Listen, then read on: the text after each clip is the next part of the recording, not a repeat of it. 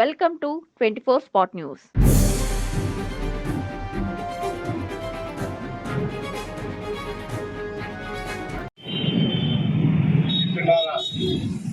ఈరోజు దేశవ్యాప్తంగా రైతు ప్రయోజనాలను దృష్టిలో పెట్టుకొని పంజాబ్ హర్యానా ఓటర్లు ఆందోళన చేస్తున్న రైతులందరూ కూడా దేశానికి విజ్ఞప్తి చేస్తున్నారు. ఈ దేశంలో రైతుకి ఇన్ని కష్టాలు వచ్చాయంటే ఈ దేశంలో రైతుకి ఇన్ని కష్టాలు, పండించిన పంటకి కనీస మద్దతు రేటు రావటం లేదు, పెట్టుబడులు పెరిగిపోయాయి.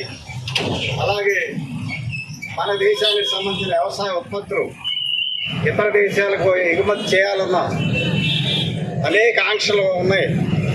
అలాగే ఇతర దేశాల ఉత్పత్తులు మన దేశానికి వచ్చి, వ్యవసాయ ఉత్పత్తులు మన దేశానికి వచ్చి మన రైతు ప్రయోజనాలని దెబ్బతీస్తున్నాయి. ఉదాహరణకి ఈ మధ్య కాలంలోనే మంచి కాశ్మీరీ యాపిల్స్, ఎంతో విలువైన యాపిల్స్, ఆ యాపిల్స్ని దెబ్బతీయడానికి అమెరికా చెప్పిన విధంగా అగ్రిమెంట్ చేసుకొచ్చాడు మోడీ గారు. ఇప్పుడు అమెరికా యాపిల్స్ అన్ని మార్కెట్లోకి వచ్చి కాశ్మీరీ యాపిల్స్ అన్ని దెబ్బతిన్నాయి. అలాగే మన దేశంలో పండే ధాన్యం, అలాగే గోధుమలు, ఇతర వ్యవసాయ ఉత్పత్తులన్నిటి మీద ఆంక్షలు ఎన్నున్నాయంటే మన దేశ వ్యవసాయ ఉత్పత్తుల మీద, అంటే ధాన్యం మీద, గోధుమల మీద, మన పళ్ళ మీద, వీటన్నిటిలో రసాయనిక ఎరువుల శాతం ఎక్కువ ఉందని, పురుగు మందుల అవశేషాలు ఎక్కువ ఉన్నాయని, నిర్ణీత ప్రమాణాల కంటే ఆరోగ్యానికి హాని చేసే ప్రమాణాలు ఎక్కువ ఉన్నాయని, అందుకే మీ వస్తువులు మేము తీసుకోమని అనేక ఆంక్షలు పెడుతున్నారు. అంటే ఒక్క మాటలో చెప్పాలంటే రైతు పండించిన దానికి ఈ దేశంలో కనీస మద్దతు ధర లేదు. అలాగే ఇతర దేశాలకు ఎగుమతి చేస్తే అక్కడ కొనుగోలు చేయకుండా ఆంక్షలు పెడుతున్నారు. అందుకని ఈ దేశంలో రైతు చితికిపోతున్నాడు. అందుకనే వ్యవసాయం చేసే రైతులు చాలామంది, లక్షలాది మంది ఆత్మహత్యలు చేసుకుంటున్నారు.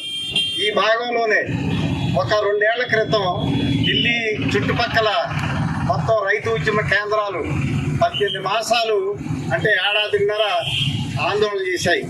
కనీస మద్దతు రేటుకి చట్టబద్ధత కల్పించాలని ఆందోళన చేశాయి.